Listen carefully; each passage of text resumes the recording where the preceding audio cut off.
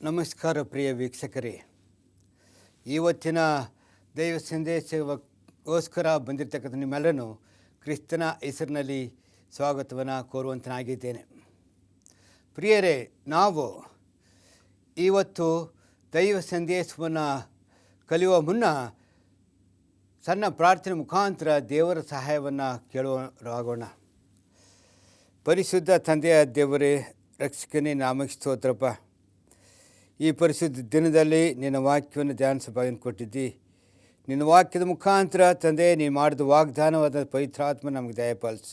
ನಿನ್ನ ವಾಕ್ಯದ ಮುಖಾಂತರ ನಮ್ಮನ್ನು ನಡೆಸಿ ಕಾಪಾಡಬೇಕಾಗಿ ಪ್ರಭು ರಕ್ಷಕನೂ ಆದ ಯೇಸುವಿನ ಮುದ್ದುನಾಮದಲ್ಲಿ ಬೇಡ್ತೇನೆ ತಂದೆಯೇ, ಆಮೇನ್. ಪ್ರಿಯ ವೀಕ್ಷಕರೇ, ಇವತ್ತು ನಾವು ದೈವ ಸಂದೇಶವನ್ನು ದೇವರು ಕೊಟ್ಟಂಥ ವಾಗ್ದಾನದ ಮುಖಾಂತರ ನಾವು ತಿಳಿಪಡಿಸುತ್ತೇನೆ. ಯೇಸು ಸ್ವಾಮಿ ಈ ಕೊನೆಯ ಕಾಲದಲ್ಲಿ ತಾನು ಪರಲೋಕಕ್ಕೆ ಏರುವ ಮುನ್ನ ತನ್ನ ಶಿಷ್ಯರಿಗೆ ಕೊಟ್ಟಂಥ ಒಂದು ಅಮೂಲ್ಯವಾದ ವಾಗ್ದಾನ ಎಂದರೆ ಪರಿಶುದ್ಧ ಆತ್ಮ. ಯಾಕೆಂದರೆ ಅವನು ನಂಬಿದಂಥ ಎಲ್ಲ ಪ್ರಿಯರು ಸ್ವಾಮಿಯನ್ನು ಸೆಲುಬಿಗಾಕಿ ಮರಣ ಹೊಂದಿದ ಮೇಲೆ ತುಂಬ ಭಯಪಡುವಂತಾಗಿದ್ದರು. ಆ ಒಂದು ಮನಸ್ಸನ್ನು ತಿಳಿದಂಥ ಸ್ವಾಮಿ ಅವರಿಗೆ ಒಂದು ವಾಗ್ದಾನ ಕೊಟ್ಟನು. ಆ ವಾಗ್ದಾನ ಏನೆಂದರೆ, ನಾನು ನಿಮಗೆ ಒಬ್ಬ ಸಹಾಯಕನನ್ನು ಕೊಡ್ತೇನೆ, ನೀವು ಆ ಆತ್ಮದ ಬಲವನ್ನು ಹೊಂದುವರಾಗಿದ್ದೀರಿ. ಸ್ವಾಮಿ ಯಾಕೆ ಈ ವಾಗ್ದಾನವನ್ನು ಕೊಟ್ಟ ಅಂದರೆ, 3 ಕಾರಣಕ್ಕಾಗಿ ಸ್ವಾಮಿ ತನ್ನ ವಾಗ್ದಾನವನ್ನು ತನ್ನ ನಂಬಿದಂಥ ಮಕ್ಕಳಿಗೆ ಕೊಡುವಂತನಾಗಿದ್ದಾನೆ. ಮೊದಲನೇದಾಗಿ ನಾವು ಸತ್ಯವೇದ ನೋಡೋ ಪ್ರಕಾರ ಯೋಹಾನನ ಸಂಧಿ 15 ಮತ್ತು 16ರಲ್ಲಿ ನಾವು ಈ ರೀತಿ ಓದ್ತೇವೆ. ಆಗ ನಾನು ತಂದೆಯನ್ನು ಕೇಳಿಕೊಳ್ಳುವೆನು, ಆತನು ನಿಮಗೆ ಬೇರೊಬ್ಬ ಸಹಾಯಕನನ್ನು ಸದಾಕಾಲ ನಿಮ್ಮ ಸಂಗಡ ಇರುವುದಕ್ಕೆ ಕೊಡುವನು. ಆ ಸಹಾಯಕನು ಯಾರೆಂದರೆ ಸತ್ಯದ ಆತ್ಮನೇ. ಲೋಕವು ಆತನನ್ನು ನೋಡದೆಯೋ ತಿಳಿಯದೆಯೋ ಇರುವುದರಿಂದ ಆತನನ್ನು ಹೊಂದಲಾರದು.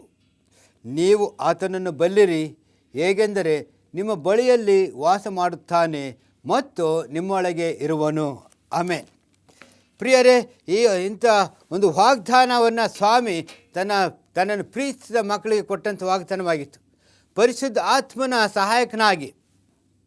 ಏಕೆಂದರೆ ಆ ಪ್ರಿಯರಲ್ಲಿ ಇದ್ದಂಥ ಭಯವನ್ನು ಹೋಗಲಾಡಿಸಿ ಸ್ವಾಮಿ ಜೊತೆಯಲ್ಲಿ ತನ್ನ ಶಿಷ್ಯರನ್ನು ಬಿಟ್ಟು ಹೋಗಿದ್ದಾನೆ ಅನ್ನೋ ಅಪನಂಬಿಕೆ ಬರದ ರೀತಿಯಲ್ಲಿ ಅವನು ಸಹಾಯಕನಾದ ಪವಿತ್ರಾತ್ಮನ ಕೊಡ್ತೇನೆ ಅಂತ ಹೇಳೋದು.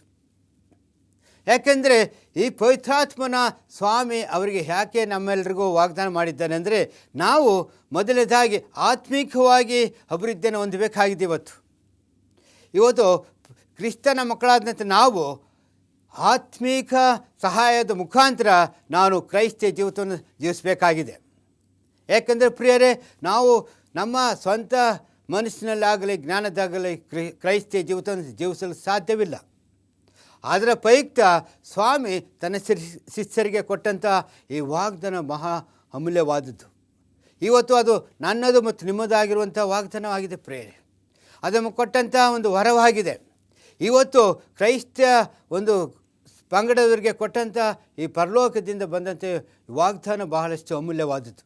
ಇವತ್ತು ಆತ್ಮೀಕ ವರವನ್ನು ನಾನು ಹೊಂದುವಾಗ ನಾನೇನು ಮಾಡಬಲ್ಲೆ ಅಂದರೆ, ನಾನು ಪರಿವರ್ತನೆಯನ್ನು ಹೊಂದಿ ಕ್ರಿಸ್ತನೇ ಜೀವಿತವನ್ನು ಜೀವಿಸುವಂತಾಗಿದ್ದೇವೆ ನಾವು.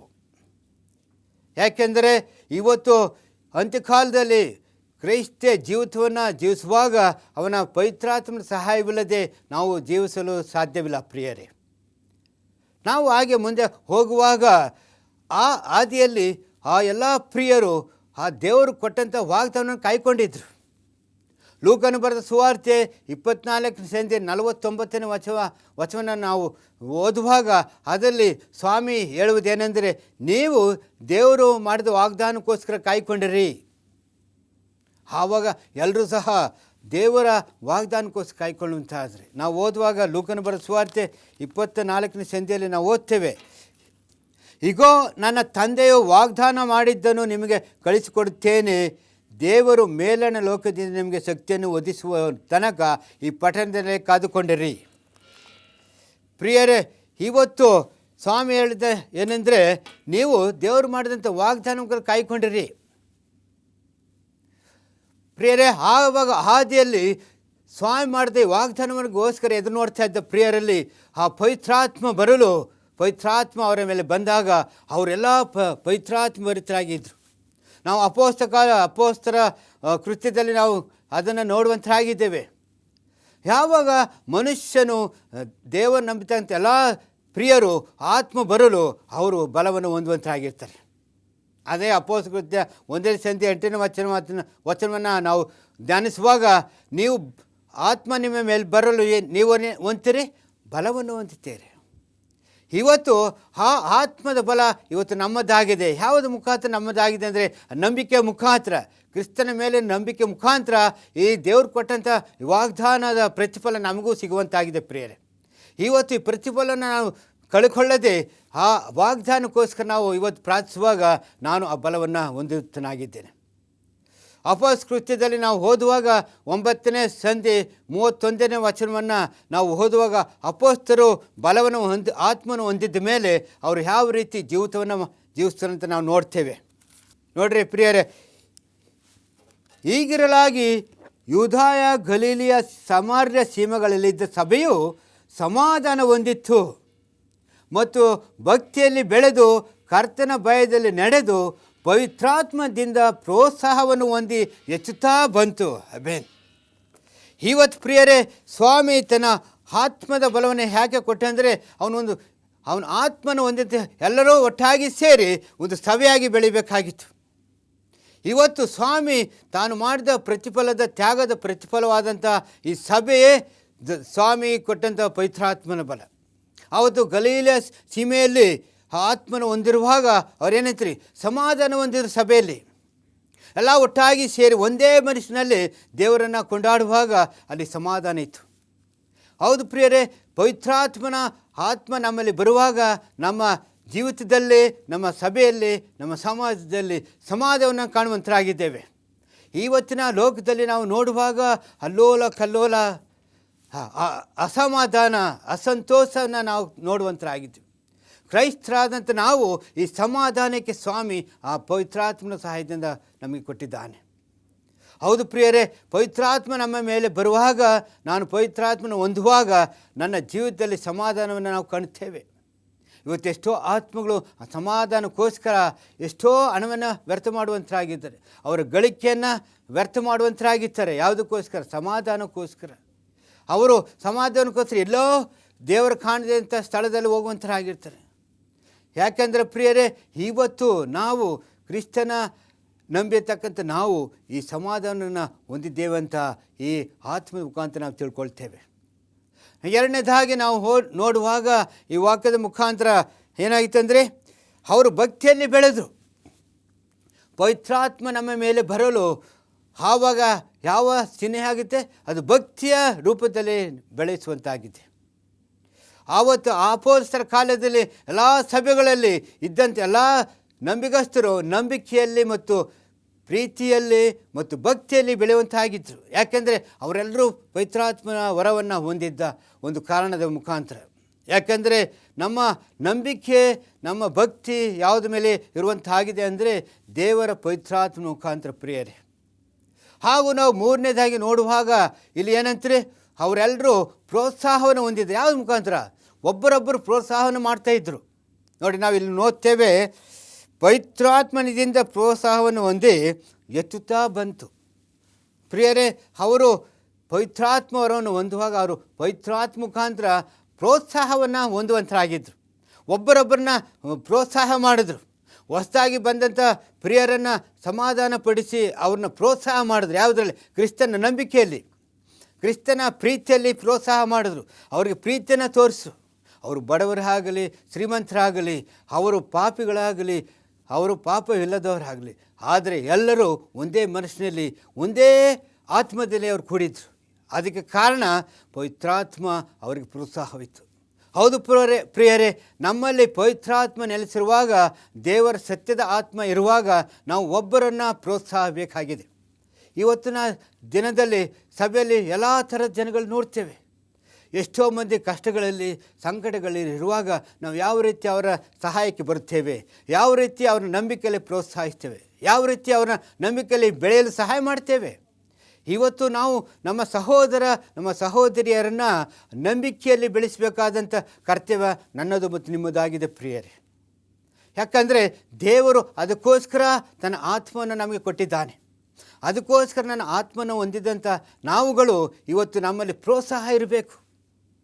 ನಾವು ಆದಿ ಕಾಲದಲ್ಲಿ ನೋಡುವಂಥರಾಗಿದ್ದೇವೆ. ಪ್ರೋತ್ಸಾಹ ಇಲ್ಲದಿದ್ದರೆ ನಾವು ನಂಬಿಕೆಯನ್ನು ಕಳ್ಕೊಳ್ತೇವೆ, ರಕ್ಷಣೆಯನ್ನು ಕಳ್ಕೊಳ್ತೇವೆ. ನಾವು ಆದಿಯಲ್ಲಿ ಸ್ವಾಮಿ ಕೊಟ್ಟಂಥ ವಾಗ್ದಾನ ಇಸ್ರಾಯೇಲ್ಗೆ ಏನಾಗುತ್ತೆ ಅಂದರೆ ಆ ಕಾನಾನ್ ದೇಶವನ್ನು ವಾಗ್ದಾನವಾಗಿ ಕೊಟ್ಟನು. ವಾಗ್ದಾನವಾಗಿ ಕೊಟ್ಟಂಥ ಕಾನಾನ್ ದೇಶಕ್ಕೆ ಎಷ್ಟು ಮಂದಿ ಹೋದರು ಪ್ರಿಯರೇ? ಆ ಕಾನಾನ್ ದೇಶವನ್ನು ಸ್ವಾಮಿ ಇಸ್ರಾಯೇಲ್ ಕೊಟ್ಟಾಗ ಮೋಸೆ ಆ ಕಾನಾನ್ ದೇಶಕ್ಕೆ ನೋಡಲು ಎಷ್ಟು ಮಂದಿ ಆರಿಸ್ಕೊಂಡ್ರು ಅಂತೀರಿ? 12 ಕುಲದಿಂದ 12 ನಾಯಕರನ್ನು ಆರಿಸ್ಕೊಂಡ ಸ್ವಾಮಿ ಮೋಸೆ. ಯಾಕೆಂದರೆ ದೇವರು ಕೊಟ್ಟಂಥ ವಾಗ್ದಾನದ ಆ ದೇಶವನ್ನು ಅವರು ನೋಡಬೇಕಾಗಿತ್ತು. ಅವರು ಈ ಲೋಕ ಈ ದೇಶ ಹೆಂಗಿದೆ, ಇಲ್ಲಿ ವಾಸಿಸ್ತಕ್ಕಂಥ ಜನರು ಹೆಂಗಿದ್ದಾರೆ, ಅಲ್ಲಿರ್ತಕ್ಕಂಥ ಜನರು ಎಷ್ಟು ಮಂದಿ ಇದ್ದಾರೆ ಅಂತ ಒಂದು ಭಾವನೆ ಅವರಲ್ಲಿ ಇರೋದ ಮುಖಾಂತರ ಅವರು ಆ ದೇಶವನ್ನು ನೋಡಲಿಕ್ಕೆ 12 ಮಂದಿ ನಾಯಕರನ್ನು ಮೋಸೆ ಕಳಿಸುವಂತನಾಗಿರ್ತಾನೆ. ನಾವು ಅರಣ್ಯಕಾಂಡ 13ನೇ ಸಂಧಿಯಲ್ಲಿ ನಾವು ಅದನ್ನು ನೋಡ್ತೇವೆ. ಅರಣ್ಯಕಾಂಡದಲ್ಲಿ ನಾವು ಓದುವಾಗ ನಾವು ಏನಂತೀರಿ, ಮೋಸೆ 12 ಕುಲದಿಂದ 12 ಜನರನ್ನು ಆರಿಸ್ಕೊಳ್ತಾನೆ, 12 ನಾಯಕರನ್ನು. ಅವರು 12 ನಾಯಕರನ್ನು ಆರಿಸ್ಕೊಳ್ಳುವಾಗ ಏನಂತೀರಿ, ಅವರು ಹೋಗಿ ಕಾನಾನ್ ದೇಶಕ್ಕೆ ಹೋಗಿ ನೋಡಿ ಎಲ್ಲ ಸಮೃದ್ಧಿಯನ್ನು ನೋಡಿ ಸಂತೋಷ ಪಡ್ತಾರೆ. ಆದರೆ ಒಂದು ಭಯವನ್ನು ಅವರಲ್ಲಿರ್ತದೆ. ಯಾಕೆಂದರೆ ಅಲ್ಲಿರ್ತಕ್ಕಂಥ ಜನರು ಬಹಳಷ್ಟು ಬಲಿಷ್ಠರಾಗಿದ್ದರು. ಅವರೆಲ್ಲ ಮೋಸೆ ಕೊಟ್ಟಂಥ ಆ ವಾಗ್ದಾನವನ್ನು ಪ್ರಕಾರ ಅವರೆಲ್ಲ 40 ದಿನ ಆ ದೇಶವನ್ನು ಸುತ್ತಿ ಮತ್ತು ಮೋಸೆ ಹತ್ರ ಬರುವಾಗ ಅವರು ಅಲ್ಲಿ ನೋಡಿದಂಥ ಪ್ರತಿಯೊಂದನ್ನು ವಿಚಾರಣೆ ಹೇಳುವಾಗ ಅವರಲ್ಲಿ ಭಯವನ್ನು ನಾವು ನೋಡುವಂತಾಗಿ. ಅದರಲ್ಲಿ 10 ಮಂದಿ ಏನಂತೀರಿ, ಆ ದೇವರ ನಂಬಿಕೆಯಲ್ಲಿ ಇರಲಿ ಅಂತ ನಾವು ನೋಡ್ತೇವೆ. ಯಾಕೆಂದರೆ ಅವರು ತರಿದ್ವಾಗಿ ಹೇಳುವಂತಾಗಿದ್ದರು. ನೋಡ್ರಿ, ಅಲ್ಲಿ ನಾವು ಹೇಳುವಾಗ ನಾವು ಅರಣ್ಯಕಾಂಡ 13ನೇ ಸಂಧಿಯಲ್ಲಿ ನಾವು ಓದ್ತೇವೆ, ಅದು ಹಾಲು ಜೇನು ಹರಿಯುವ ದೇಶವೇ, ಅಲ್ಲಿನ ಹಣ್ಣುಗಳು ಇಂಥವು, ಆದರೆ ಆ ದೇಶದ ನಿವಾಸಿಗಳು ಬಲಿಷ್ಠರು, ಅವರಿರುವ ಪಟ್ಟಣಗಳು ದೊಡ್ಡದಾಗಿಯೂ ಕೋಟೆ ಕತ್ತಲುಗಳಾಗಿಯೂ ಅವೆ, ಅಲ್ಲದೆ ಅಲ್ಲಿ ಉನ್ನತರಾದ ಪುರುಷರನ್ನು ನೋಡಿದ್ದೆವು. ಇದು ಎಲ್ಲ 10 ಮಂದಿ ಪ್ರಿಯರು ನಾಯಕರು ಹೇಳುವಂತರಾಗಿದ್ದಾರೆ. ಯಾರಿಗೆ? ಮೋಸೆಗೆ. ಆ ವರ್ಣಿಸಿ ಹೇಳುವಂತರಾಗಿದ್ದಾರೆ ಕಾನಾನ್ ದೇಶದಲ್ಲಿ ಯಾವ ರೀತಿ ಸಮೃದ್ಧಿಯಾಗಿತ್ತು ಅಂತ. ಆದರೆ ಒಂದು ಅಪನಂಬಿಕೆ ಅವರಲ್ಲಿ ಇತ್ತು, ಅಂದರೆ ಅವರು ದೇವರ ಒಂದು ಭರವಸೆಯನ್ನು ಅವರು ನಂಬಿರಲಿಲ್ಲ ಸಂಪೂರ್ಣ. ಅವರು ಅಲ್ಲಿರ್ತಕ್ಕಂಥ ಜನರನ್ನು ನೋಡಿ ಭಯಪಟ್ಟಿದ್ರು. ನೋಡಿರಿ, ನಾವು ಓದುವಾಗ ಅವರು ಜನರು ಯಾವ ರೀತಿ ಇದ್ದಂದರೆ 13 ಸಂಧಿ 33ನೇ ವಚನದಲ್ಲಿ ನೋಡ್ತಾರೆ. ನೋಡಿಲಿ, ನೆಪೀಲಿಯರನ್ನು ಅಂದರೆ ನೆಪೀಲಿ ವಂಶದವರಾದ ಉನ್ನತ ಪುರುಷರನ್ನು ನೋಡಿದ್ದೆವು, ನಾವು ಅವರ ಮುಂದೆ ಮಿಡತೆಗಳಂತೆ ಇದ್ದೇವೆಂದು ತಿಳಿದುಕೊಂಡೆವು. ಅವರ ಮುಂದೆ ಅವರು ಮಿಡತೆಗಳಂತೆ ಅಂತ ಇದ್ದರು. ಅವ್ರ ಪ್ರಿಯರೇ, ಆವತ್ತು ಈ ಸಂದೇಶ 10 ಮಂದಿ ಕೊಟ್ಟಂಥ ಸಂದೇಶ ಏನಾಗಿತ್ತು ಅಂದರೆ ಇಸ್ರಾಯೇಲ್ಗೆ ಭಯವನ್ನು ಹುಟ್ಟಿಸುವಂತಾಗಿತ್ತು. ದೇವರ ಮೇಲೆ ನಂಬಿಕೆಯನ್ನು ಕಳ್ಕೊಂಡ್ರು. ಆದರೆ ಏನಂತೀರಿ, ಇಲ್ಲಿ ನಾವು ಇಬ್ಬರಾದರಂಥ ನಾವು ನೋಡುವಂತರಾಗಿದ್ದೇನೆ. ಕಾಲೇಬನು ಅವರಿಗೆ ಧೈರ್ಯ ಹುಟ್ಟಿಸುವಂತ ಆಗಿದ್ದಾನೆ. ನೋಡಿ, ಕಾಲೇಬನು ಅವರನ್ನು ಸುಮ್ಮನಿರಿಸಿ, ನೀವು ನಿರ್ಭಯವಾಗಿ ಆ ಬೆಟ್ಟದ ಸೀಮೆಗೆ ಹತ್ತಿ ಹೋಗಿ ಅದನ್ನು ಸ್ವಾಧೀನಪಡಿಸಿಕೊಳ್ಳೋಣ. ಕಾಲೇಬನು ಅವ್ರನ್ನ ಧೈರ್ಯಪಡಿಸುವಂತನಾಗಿದ್ದೇನೆ. ಇಲ್ಲ, ನಾವು ಆ ಜನರ ವಿರುದ್ಧವಾಗಿ ಹೋಗ್ಬೋದು, ಆ ದೇಶವನ್ನು ನಾವು ಏನು ಮಾಡೋದು, ದೇವರ ಸಹಾಯದಿಂದ ಅವ್ರನ್ನ ನಾವು ಸೋಲಿಸ್ಬೋದು. ಅದು ನಂಬಿಕೆ. ನಂಬಿಕೆಯ ಮಾತನ್ನು ಇಸ್ರಾಯೇಲ್ ನಂಬಲಿಲ್ಲ. ಪ್ರಿಯರೇ, ಈ 10 ಮಂದಿ ಆ ನಾಯಕರು ಹೇಳುವಾಗ ಅವರಲ್ಲಿ ಭಯ ಉಂಟಾಯಿತು. ಈ 10 ಮಂದಿ ನಾಯಕರು ಯಾಕೆ ಅವರಲ್ಲಿ ಇಸ್ರಾಯೇಲಲ್ಲಿ ಭಯವನ್ನು ಹುಟ್ಟಿಸ್ತಂದರೆ ಅವರಲ್ಲೇ ನಂಬಿಕೆ ಇರಲಿಲ್ಲ. ಇವತ್ತು ಪ್ರಿಯರೇ, ನಮ್ಮ ಜೀವಿತದಲ್ಲಿ ನಾವು ಯಾವರಿಗೆ ಕಿವಿಗೊಡ್ತೇವೆ? ನಮ್ಮ ಸಭೆಯಲ್ಲಿ 10 ಮಂದಿ ರೀತಿಯಲ್ಲಿ ಇರಬಾರ್ದು, ಇಬ್ಬರ ರೀತಿಯಲ್ಲಿ ಕಾಲೇಬನು ಅನ್ನೋ ರೀತಿಯಲ್ಲಿ ನಾವು ಇರುವುದಾದರೆ ನಾವು ಒಬ್ಬರನ್ನು ಪ್ರೋತ್ಸಾಹಿಸಬೇಕಾಗಿದೆ. ಆದರೆ ಆ ಪರಿಣಾಮ 10 ಮಂದಿಯ ಪರಿಣಾಮ ಏನು ಮಾಡ್ತಾರೆ ಅಂದರು, ಇಸ್ರೇಲ್ ಅವತ್ತು ರಾತ್ರಿ ಏನು ಮಾಡ್ತಾರೆ ಅಂತೀರಿ, ಅಳ್ತಾ ಇದ್ರಂತೆ, ದುಃಖ ಪಡ್ತಿದ್ರು. ನೋಡಿ, ನಾವು 14ನೇ ಸಂಧಿಯಲ್ಲಿ ಓದ್ತೇವೆ, ಅವರೆಲ್ಲರೂ ಆ ರಾತ್ರಿ ಗೋಳಾಡ್ತಿದ್ರಂತೆ. ನೋಡಿ, ಜನಸಮೂಹ ಎಲ್ಲರೂ ಗುಲ್ಲು ಮಾಡಿ ಬಹಳ ಕುಯ್ಕೊಂಡ್ರು. ಆ ರಾತ್ರಿ ಎಲ್ಲ ಜನರು ಅಳುತ್ತಿದ್ದರು. ಎಂತ ಅವ್ರ ಸಮಾಧಾನ ಇಲ್ಲ, ಅವ್ರ ನಂಬಿಕೆ ಇಲ್ಲ. ಅವರೆಲ್ಲ ಅಳುತ್ತಿರುವಾಗ ಇಸ್ರಾಯೇಲ್ ಎಲ್ಲರೂ ಮೋಶೆ ಆನೋರನಿಗೆ ವಿರುದ್ಧವಾಗಿ ಗುಣಗುಟ್ಟಿ, ನಾವು ಐಗುಪ್ತ ದೇಶದಲ್ಲಿ ಸತ್ತಿದ್ದರೆ ಎಷ್ಟೋ ಮೇಲಾಗಿತ್ತು, ಈ ಅರಣ್ಯದಲ್ಲಿ ಯಾದರೂ ಸತ್ತಿದ್ದರೆ ಮೇಲಾಗಿತ್ತು. ಯೆಹೋವನು ನಮ್ಮನ್ನು ಯಾಕೆ ಕತ್ತಿ ಬಾಯಿಯಿಂದ ಸಾಯಿಸುವುದಕ್ಕೆ ಈ ದೇಶಕ್ಕೆ ಬರಮಾಡುತ್ತಾನೆ? ನಮ್ಮ ಹೆಂಡರು ಮಕ್ಕಳು ಪರರ ಪಾಲಾಗುತ್ತಾರಲ್ಲ, ನಾವು ಐಗುಪ್ತ ದೇಶಕ್ಕೆ ತಿರುಗಿ ಹೋಗೋದು ಒಳ್ಳೆಯದಲ್ಲವೇ ಎಂದು ಹೇಳುತ್ತಾ ಒಬ್ಬರೊಬ್ಬರ ಸಂಗಡ ಒಬ್ಬರು ಮಾತನಾಡಿಕೊಂಡರು. ಹೌದು ಪ್ರಿಯರೇ, ಅವರೊಬ್ಬರೊಬ್ಬರು ಮಾತಾಡಿಕೊಂಡು ಒಬ್ಬ ನಾಯಕರನ್ನು ನೆನೆಸ್ಕೊಂಡು ಮತ್ತೆ ಐಗುಪ್ತ ದೇಶಕ್ಕೆ ಹೋಗಬೇಕು ಅಂತ. ಎಂಥ ದುಃಖಕರವಾದ ಸಂದೇಶ ಪ್ರಿಯರೇ. ಇದನ್ನು ಸ್ವಾಮಿ ಕೇಳಿ ಅವ್ರ ಮೇಲೆ ಕೋಪಿಸ್ಕೊಂತನಾಗಿದ್ದಾನೆ. ಈ ಅಪನಂಬಿಕೆ ಜನರನ್ನು ನಾನು ಎಷ್ಟು ಸಾರಿ ಕ್ಷಮಿಸಬೇಕಾಗಿದೆ, ಎಷ್ಟು ಸಾರಿ ನಾನು ಈ ಅಪನಂಬಿಕೆ ಜನರನ್ನ ಪ್ರೀತಿ ಮಾಡಬೇಕಾಗಿದೆ ಅಂತ ನೆನೆಸ್ಕೊಂಡಿರ್ಬೋದು. ಪ್ರಿಯರೇ, ಇಲ್ಲಿ ನಾವು ಓದುವಾಗ ಕಾಲೇಬನು ಅವ್ರಿಗೆ ಧೈರ್ಯವನ್ನು ತೋರಿಸ್ತಾನೆ, ಪ್ರೋತ್ಸಾಹ ಮಾಡ್ತಾನೆ. ಇಲ್ಲ, ನಾವು ಅವ್ರ ಜೊತೆಯಲ್ಲಿ ಯುದ್ಧ ಮಾಡ್ಬೋದು, ಅವರನ್ನು ಜಯಿಸ್ಬೋದು, ಸ್ವಾಮಿ ನಮ್ಮ ಜೊತೆಯಲ್ಲಿದ್ದಾನೆ ಅಂತ ಆ ಕಾಲೇಬನು ಅವ್ರಿಗೆ ಧೈರ್ಯವನ್ನು ತುಂಬಿಸಾಗೂ ಸಹ ಅವರು ಕೇಳಿಲ್ಲ. ಹೌದು ಪ್ರಿಯರೇ, ನಾವು ಇವತ್ತಿನ ದಿನದಲ್ಲಿ ನಮ್ಮ ಸಭೆಯಲ್ಲಿ ನಾವು ಯಾವ ರೀತಿ ನಮ್ಮ ಸಭಿಕರನ್ನು ಪ್ರೋತ್ಸಾಹಿಸಬೇಕಾಗಿದೆ. ಆವತ್ತು ಆದಿಯಲ್ಲಿ ಅಪೊಸ್ತಲರ ಕಾಲದಲ್ಲಿ ಎಲ್ಲ ಆತ್ಮ ಬರಲು ಅವರು ಒಬ್ಬರನ್ನೊಬ್ಬರು ಪ್ರೋತ್ಸಾಹಿಸ್ತಾಯಿದ್ರು. ಆ ಪ್ರೋತ್ಸಾಹವನ್ನು ಕಂಡಿರುವಾಗ ಅವರು ದೇವರಲ್ಲಿ ನಂಬಿಕೆ ಹೆಚ್ಚುವಂತಾಗಿದ್ದರು. ಹೌದು ಪ್ರಿಯರೇ, ಇವತ್ತು ನಾವು ನಮ್ಮ ಸಭೆಯಲ್ಲಿ ನಾವು ಪವಿತ್ರಾತ್ಮನ ಆತ್ಮನ ಹೊಂದಿರುವಾಗ ನಾವು ಒಬ್ಬರನ್ನೊಬ್ಬರು ಪ್ರೋತ್ಸಾಹಿಸುವ ಕರ್ತವ್ಯ ನಮ್ಮ ಮೇಲಿದೆ. ನಮ್ಮ ಸಭೆ ಬೆಳೆಯಬೇಕಾಗಿದೆ. ಇವತ್ತು ನನ್ನ ಸಭೆ ಬೆಳೀಬೇಕಾದ್ರೆ ನಾನು ಪವಿತ್ರಾತ್ಮನ ಹೊಂದಿರುವಾಗ ನನ್ನ ಸಭೆ ಸಂಪೂರ್ಣವಾಗಿ ಬೆಳೆಯುವಂತಾಗಿ ಅಲ್ಲಿ ಸಮಾಧಾನ ಇರುವಂತಾಗಿದೆ. ಹೌದು ಪ್ರಿಯರೇ, ಇವತ್ತು ನಾವು ಕ್ರಿಸ್ತನ ಆತ್ಮನು ಹೊಂದಿದಂಥ ನಾವೆಲ್ಲರೂ ಕ್ರಿಸ್ತನ ನಂಬಿಕೆಯಲ್ಲಿ ಇರುವಾಗ ಸ್ವಾಮಿ ನಮ್ಮ ಜೊತೆಲಿದ್ದಾನೆ. ನಮ್ಮ ಜೊತೆಯಲ್ಲಿ ಇರುವಾಗ ನಾವು ಯಾವುದಕ್ಕೂ ಭಯಪಡಬೇಕಾಗಿಲ್ಲ. ಆ ನಂಬಿಕೆಯಲ್ಲಿ ಇರುವಾಗ ನಾವು ಒಬ್ಬರೊಬ್ಬರು ಪ್ರೋತ್ಸಾಹಿಸಬೇಕಾಗಿದೆ. ಹೌದು ಪ್ರಿಯರೇ, ಆಗ ನಾವು ಏನಂತೀರಿ, ಸಭೆ ಉತ್ತಮವಾಗಿ ಬೆಳೆಯುತ್ತದೆ. ಸಭೆ ಉತ್ತಮ ಕಾರ್ಯವೇನೆಂದರೆ ನಾವು ಆತ್ಮನ ದೇವರ ರಾಜ್ಯಕ್ಕೆ ಗೆಲ್ಲಬೇಕಾಗಿದೆ. ಇವತ್ತು ನಮ್ಮಲ್ಲಿ ಸಮಾಧಾನ ಇಲ್ಲ ಎಂದರೆ, ನಮ್ಮಲ್ಲಿ ಹೊಂದಾಣಿಕೆ ಇಲ್ಲ ಎಂದರೆ ನಾವು ಆತ್ಮಕ್ಕೆ ಗೆಲ್ಲಲು ಸಾಧ್ಯವಿಲ್ಲ. ನಮ್ಮಲ್ಲಿ ಪ್ರೀತಿಯ ಸತ್ಯ ಇಲ್ಲದಿದ್ದರೆ ನಾವು ಆತ್ಮನ ಗೆಲ್ಲಲು ಸಾಧ್ಯವಿಲ್ಲ. ಅದಕ್ಕೋಸ್ಕರ ಸ್ವಾಮಿ ತಾನು ಕೊಟ್ಟಂಥ ಪವಿತ್ರಾತ್ಮನ ವರವನ್ನು ನಾವು ಇವತ್ತು ಉಪಯೋಗಿಸ್ಕೊಳ್ಬೇಕಾಗಿದೆ. ದೇವರ ಆತ್ಮವನ್ನು, ದೇವರ ರಾಜ್ಯಕ್ಕೆ ಆತ್ಮಗಳನ್ನು ಗೆಲ್ಲಬೇಕಾಗಿದೆ ಪ್ರಿಯರೇ. ಅದೇ ನಮ್ಮ ಪ್ರಾಮುಖ್ಯವಾದಂಥ ಸಂದೇಶವಾಗಿದೆ. ಇವತ್ತು ನಮ್ಮ ಸಭೆ ಎಷ್ಟು ಮಟ್ಟಿಗೆ ಬೆಳೆದಿದೆ, ಇವತ್ತು ನಮ್ಮ ಸಭಿಕರು ಆತ್ಮಗೂ ಎಷ್ಟು ಮಂದಿ ಬೆಳೆಯುವಂತರಾಗಿದ್ದಾರೆ.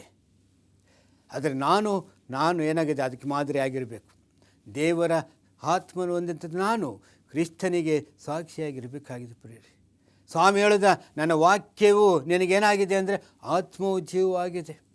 ದೇವರು ಕೊಟ್ಟಂಥ ಈ ಪ್ರತಿಯೊಂದು ವಾಕ್ಯವು ನಮ್ಮ ಜೀವಿತದಲ್ಲಿ ಆತ್ಮವಾಗಿ ನಮ್ಮನ್ನು ಸತ್ಯದಲ್ಲಿ ನಡೆಸುವಂತಾಗಿದೆ ಪ್ರಿಯರೇ. ಅದು ಸತ್ಯದ ಮಾರ್ಗದಲ್ಲಿ ನನ್ನ ನಡೆಸುವಂತಾಗಿದೆ. ಯಾಕೆಂದರೆ ಸತ್ಯದ ಮಾರ್ಗ, ಸತ್ಯದ ಆತ್ಮ ನಮ್ಮಲ್ಲಿ ಬರುವಾಗ ಅದು ಎಲ್ಲವನ್ನು ನಮಗೆ ಬೋಧನೆ ಮಾಡುವಂತಾಗಿದೆ. ನಾವು ಮಾಡೋದು ಅದು ಸತ್ಯ ಅಥವಾ ಸುಳ್ಳೋ ಅನ್ನೋದ ಆ ವಿವೇಕದಲ್ಲಿ ನಮ್ಮನ್ನು ನಡೆಸುವಂತಾಗಿದೆ. ಹೌದು ಪ್ರಿಯರೇ, ಇವತ್ತು ನಾನು ಈ ವಾಕ್ಯವನ್ನು ಕೇಳುವಾಗ ನಮಗೆ ಕೊಟ್ಟಂಥ ವಾಗ್ದಾನ ಕೊಟ್ಟಂಥ ನಮ್ಮ ಸ್ವಾಮಿ ನಂಬಿಗಸ್ತನು ಅಂತ ನಾವು ಇಬ್ರಿಯದವ್ರಿಗೆ ಬರೆದ ಪತ್ರಿಕೆಯಲ್ಲೂ ನಾವು ನೋಡುವಂತಾಗಿದ್ದೇವೆ. 10ನೇ ಸಂಧಿ 23ನೇ ವಚನದಲ್ಲಿ ನಾವು ಓದುವಾಗ, ವಾಗ್ದಾನ ಮಾಡಿದಾತನು ನಂಬಿಗಸ್ತನು, ನಾವು ಪರಸ್ಪರ ಹಿತಚಿಂತರಾಗಿದ್ದು ಪ್ರೀತಿಸುತ್ತಿರಬೇಕಂತಲೂ ಸತ್ಕಾರ ಮಾಡಬೇಕಂತಲೂ ಒಬ್ಬರೊಬ್ಬನು ಪ್ರೇರೇಪಿಸೋಣ. ಅಬೇನ್. ಹೌದು ಪ್ರಿಯರೇ, ಇಲ್ಲಿ ಇಬ್ರಿಯದವ್ರ ಪತ್ರಿಕೆಯಲ್ಲಿ ನಾವು ನೋಡ್ತೇವೆ, ನಮಗೆ ಆತ್ಮಿಕ ವರನ ವಾಗ್ದಾನ ಮಾಡಿದಂಥ ನನ್ನ ದೇವರಾದ ಸ್ವಾಮಿ ನಂಬಿಗಸ್ತನಾಗಿದ್ದಾನೆ. ಓಕೆ, ಆ ನಮ್ಮ ನಂಬಿಗಸ್ತನಾದ ಯೇಸು ನಮಗೆ ಯಾಕೆ ಆತ್ಮನ ಕೊಟ್ಟಂದರೆ ನಾವು ಅವನನ್ನು ಏನು ಮಾಡಬೇಕು, ಒಬ್ಬರೊಬ್ಬರು ಸಂತೋಷದಲ್ಲಿ ಇರಬೇಕಾಯ್ತು. ನೋಡಿರಿ, ಇಲ್ಲಿ ಹೇಳುವುದೇನೆಂದರೆ, ನಾವು ಸಭೆಯಾಗಿ ಕೂಡಿಕೊಳ್ಳುವಾಗ ನಾವು ಏನಂತೀರಿ, ಒಬ್ಬರೊಬ್ಬರು ಪ್ರೇರೇಪಿಸೋಣ, ನಾವು ಒಬ್ಬರನ್ನು ಪ್ರೋತ್ಸಾಹೋಣ, ಪ್ರೇರೇಪಿಸೋಣ, ಪ್ರೀತಿಸೋಣ. ಇದು ದೇವರ ಉದ್ದೇಶವಾಗಿತ್ತು.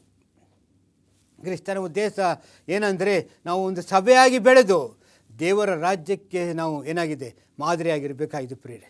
ದೇವರು ಈ ಸಭೆಯಾದಂಥ ನಮ್ಮನ್ನು ಏನಾಗಿದೆ ಅಂತ ತನ್ನ ರಾಜ್ಯಕ್ಕೆ ತನ್ನ ರಾಜ್ಯವನ್ನು ಕಟ್ಟುವಂತನಾಗಿದ್ದಾನೆ. ಹೌದು ಪ್ರಿಯರೇ, ನಾವು ಮೂರನೇದಾಗಿ ತಿಳ್ಕೊಳ್ಳುವಾಗ ಆ ಪವಿತ್ರಾತ್ಮನ ಮುಖಾಂತರ ನಾವೇನಂತೀವಿ ಅಂದರೆ, ಕ್ರಿಸ್ತನನ್ನೇ ಮಹಿಪಡಿಸಬೇಕಾಗಿದೆ.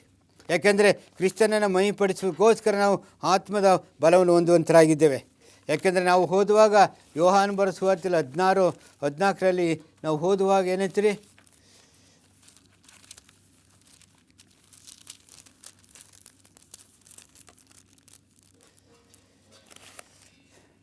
ನಾವು 14ನೇ ಸಂಧಿಯಲ್ಲಿ ಓದ್ತೇನೆ, ಆತನು ನನ್ನದರೊಳಗಿಂದ ತೆಗೆದುಕೊಂಡು ನಿಮಗೆ ತಿಳಿಸುತ್ತಾ ನನ್ನನ್ನೇ ಮಹಿಮೆಪಡಿಸುವನು.